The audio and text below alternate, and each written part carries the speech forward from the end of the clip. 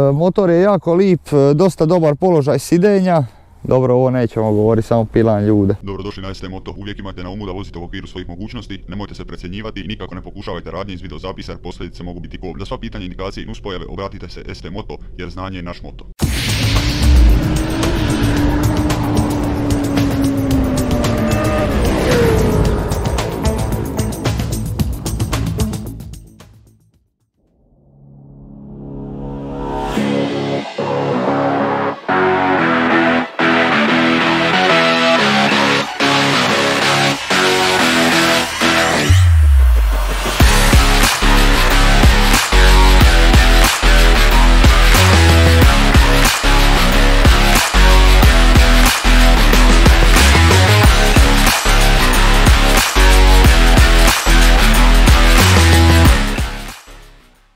Dobar dan, pozdrav svima, evo nas sa još jednim strojem na recenziji. Radi se, kao što ste vidjeli u prilogu, Suzuki GSX-S 750, 4 cilindra, redni motor, 112 konja, 80 Nm okretnog momenta, što zapravo i nije toliko loše, ali s obzirom da je 750, mislim da je to neka perfektna klasa što se tiče ovakvih motora.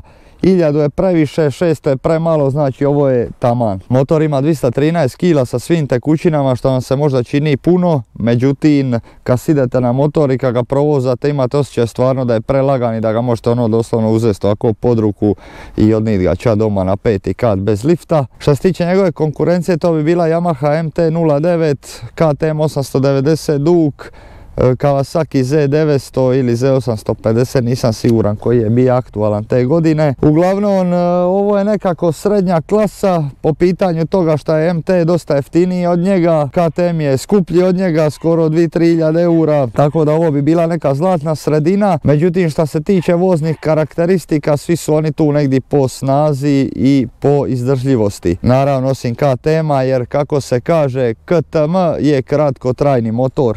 Nastavimo dalje sa Suzukijem. Sviđa mi se široki volan, ima ABS, ja ABS ne preferiram, SC Project, auspuh, ima DB killer, tako da nema sad trenutno baš neki zvuk. Što se tiče samoga dizajna, sve mi je super osim retrovizora. Što se tiče kočnica, to malo drugačije nego što ste navikli do sad vidjeti u recenzijama. Ovdje imamo Nissinovu pumpu i Nissinove diskove, što je po meni jako dobar napredak što se tiče kočnica, jer puno bolje koče nego ona standardna bivša Suzukijeva kombinacija Nissina i Tokika. Visina sjedišta je 82 cm, to znači da je dobra i za niske vozače, za žene, tako da može stvarno ga voziti bilo ko. Znači što se tiče retrovizora, malo su mi ružni, imaju ovdje ovaj pregib i onda mi to izgledaju kao neka ružna ticala. Međutim, o ukusima se ne raspravlja sa ljudima koji nemaju ukusa. Ovaj mali vizir mu daje dosta dobar izgled zato što izgleda baš sportski trkač i agresivan motor, što zapravo i je kad se malo razuzda. Evo ovdje možete vidjeti kako to izgleda uživo, znači to su ove štipe ubojice što ih ja zovem. Ovdje imate ovi poklopac posude koji isto tako eBay džir, ja to ne volim. Imate također ovdje i čep od ulja i ovdje isto zaštita za deklo koja je također sa eBaya. Evo da privedemo ovu uvodnu špicu u kraju, kao što vidite motor je ovoga dosta nabijen. Što se tiče instrument table, ABS, traction control, ovdje imamo standardno ove lapice od ulja, pokazivač brzina, traction control. Traction control ima sva 4 moda, dakle ima off, 1, 2 i 3 koja možemo mijenjati tokom vožnje ili kad je motor na mjestu, nebitno. Ovdje nam se pokazuje greška rada motora ukoliko ima. Blokada je negdje otprilike na 11.500 km, mislim dosta je lipa instrument tabla, međutim za moj pojam je jako moderna.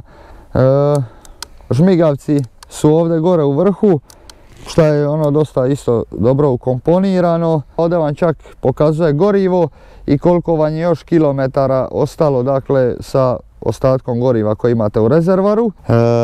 Dosta više priče, idemo se malo provozati. Dobar dan, pozdrav svima, evo nas na vožnici sa našom malom zvjerkom. Doslovno sam provozao samo 1 km ovaj motor. I ono što vam odmah mogu reći je da je prelagan za upravljati. Znači motor stvarno je lagan. Sa svojih 213 kg ja ne bih rekao da ima više od 150 doslovno. I tako se ponaša i po okukama.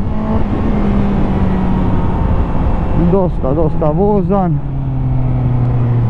S obzirom na onu prošlu recenziju, recimo gdje smo imali Suzuki GSR-a, ovo je puno stabilnije, bar mi se sad čini, ali vidit ćemo kako će on sada biti na ove manje okretaje.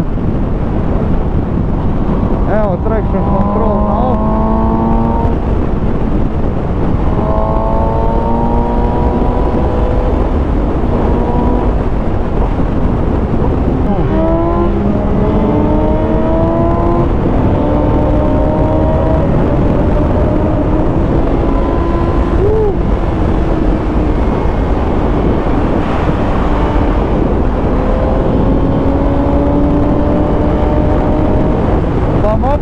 Da sam jako zadovoljan sa stabilnošću ovoga motora, jako precizan, brutalno. Motor stvarno puca od snage.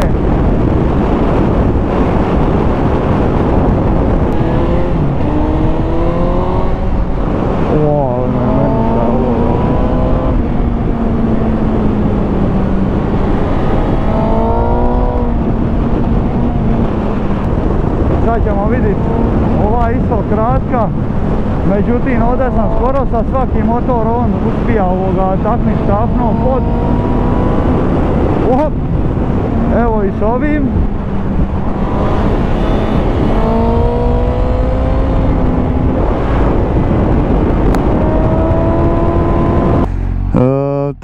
Težina mi se jako sviđa, motor je stvarno prelagan ovako za vozit.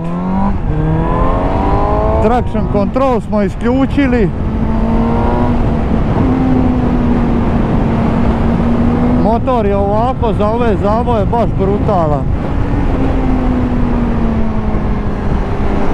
Znači za jednog nakeda ja sam pre zadovoljan.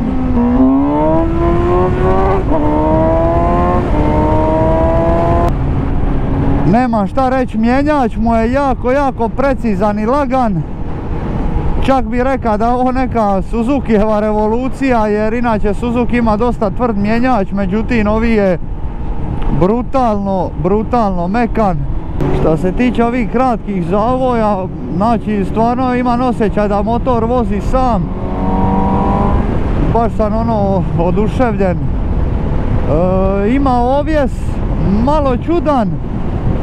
Naprijed mi je dosta stabilan i tvrd, a nazad mi je dosta vrtskav. Naravno, ipak je ovo naked motor, tako da ne možemo baš očekivati ovjes od trkaćeg motora, ali definitivno ima sposobnosti sportskog motora. Što se tiče položaja sidenja, iako sam visok, a sjedište malo, ima masu mista za noge. Položaj ruku mi je isto dobar, znači nisu vam ruke gore visoko, nego su nekako opuštene, što vam naravno da i puno bolju kontrolu za vožnju. A motor ima snage taman, znači taman za sve. Opet nije nekako preagresivan, ali to mi nije toliko važno. Zaštita od vitra, pa to čak ja i ne bi navodio ko manu, pošto je ipak naked motor.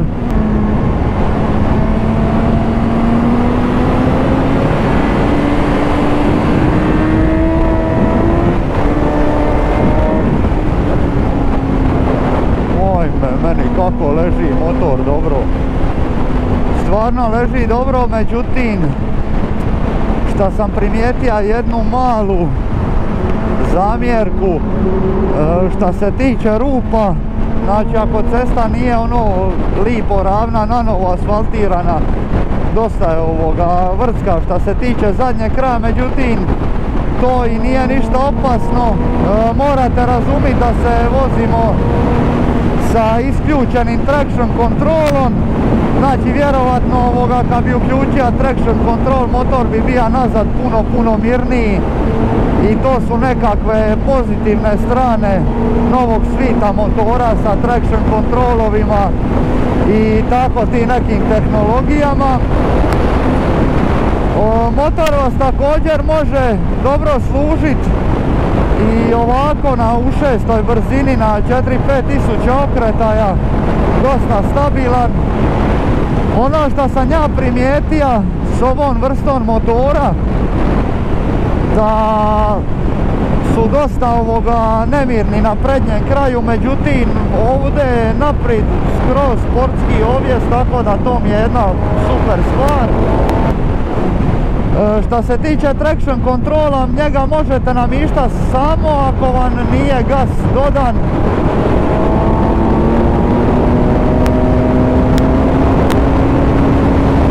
Znači ovo je sve bila sad ovdje 6. brzina, što je brutalno. Znači motor stvarno što se tiče kočnica, objesa, jako sportski, brz, okretan. Kad ga ubacite u nižu brzinu, motor ko da ste mu nitro upalili.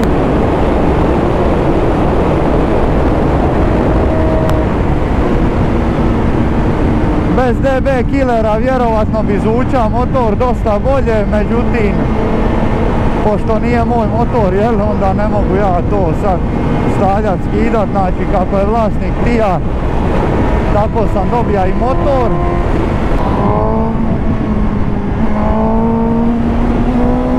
Kako leži po cesti čovječe, ja ovo ne mogu vjerovat.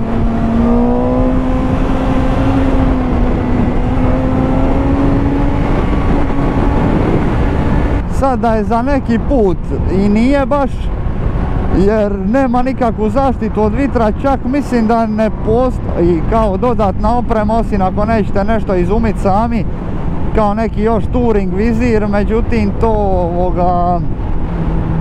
kako sam vam rekao, mislim da ne postoji neki touring vizir za njega, a čak i ako postoji ne znam uopće koliko je to funkcionalno.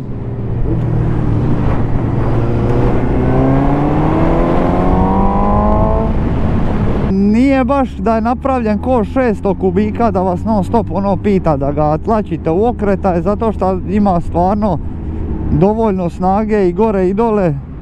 Dakle u malim okretajima će vas povući, u nižim brzinama i u višim okretajima naravno.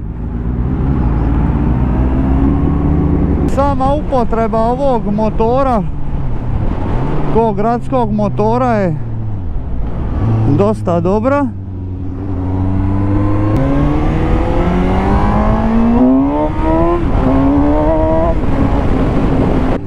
Ali ja bi možda potrošnju bazirao možda na nekih 6-7 litara otprilike. Kad ga vozite kombinirano, znači malo u gasu, malo bez gasa, ali to je otprilike to. Moram vam priznati da se nisam ovako zabavio dugo na naked motoru, a da sam se istovremeno osjeća sigurno, dok sam se vozio malo brže. I evo, nažalost moram vas obavijestiti da je ovoj recenziji došao kraj. Žao mi je jer moram završiti, stvarno sam se puno zabavio na ovome motoru. Motor je stvarno vozan, okretan, ludilo i baš sam se iznenadio. Osim ovih malo kineskih detalja, ali to ćemo zanemariti. Sve ovo ostalo što se tiče ovjesa motora, ima ga ko R motor, je da malo postaje nestabilan pri većim brzinama. Kad kažem pri većim brzinama, znači 200 km/h. Naravno da nas i vitar ubija, međutim ovo je ipak naked motor. Ono što me posebno iznenadilo kod ovog motora su kočnice, dakle njegova kombinacija nisinove pumpe i nisinovih čeljusti koji daju brutalan odaziv kočnica. A čuli ste DB killer nije nešto, ali dobro, nema veze. To se sve da lako iščupa vanka. Retrovizori, koliko god oni ružni bili, izgledali ko nekakva ticala, Stvarno su jako pregledni, znači možete vidjeti ono 200 metara iza sebe čovjeka na 3. katu zgrade na balkonu kako pali cigaru, tako da to me stvarno oduševilo. Sic koji se možda ovako naoko čini mali i neudoban, stvarno je brutalan, udoban, znači mogao bi bez problema odvaliti 500 km bez da se umorim. Položaj ruku nije ko na naked motorima, inače da su vam ono ruke, to je laktavi uzdignuti, nego je dosta opušten, znači ne umaraju se ruke. Instrument tabla, onako, ima sve što treba imat, čak i nekakvu prosječnu potrošnju od 7-8 litara goriva, naravno kad ga se gazi, ima dovoljno gasa, možete ga voziti laganini, možete ga voziti u punome gasu. Najviše su mi se svidile prednje vilice, koje znači doslovno cijeli život vozim R motor, ima sam i druge naravno, međutim prednje vilice su mu doslovno ko na R motoru. Ono što bi ja možda nadodaje kao i na većinu motora nakeda, amortizer volana, sve ovo ostalo mi je jako dobro. Ogromna rezerva, znači može ga voziti viši čovjek, iako malo izgleda ovoga smiješno, zato što je motor dosta minijaturan kao i svi moderni motori. Što se tiče ovoga motora polovnoga, ovo je 2019. godina na njuškalu i se ne može naći baš puno, a ako nađete koga, to će vam biti otprilike 8 do 9 tisuća eura. Šta po meni vridi ovakve pare, jer puno gore stvari se prodaju za puno više novaca, tako da definitivno zabavan motor, vozan, precizan, dobre kočnice. Znači nekakva mana bi mu bila kvaliteta izrade, znači volio bi da su ovi moderniji motori, noviji, malo kvalitetniji, ali dobro, šta je tu, ne možemo mi puno utjecat i smeta mi šta je malo na velikoj brzini, postane malo vergulast motor, ali ipak je ovo jedan naked i ja bi mu definitivno dao ocjenu 9,5 od 10 jer me stvarno oduševija i ne mogu se stvarno zasjetit gušta kad vozite ovi motor. To bi bilo to za danas, vidimo se u nekom sljedećem videu, ne zaboravite lajkat, šerat, subscribat i ostavite u komentaru koji biste sljedeći motor vidjeli na recenziji. Pozdrav!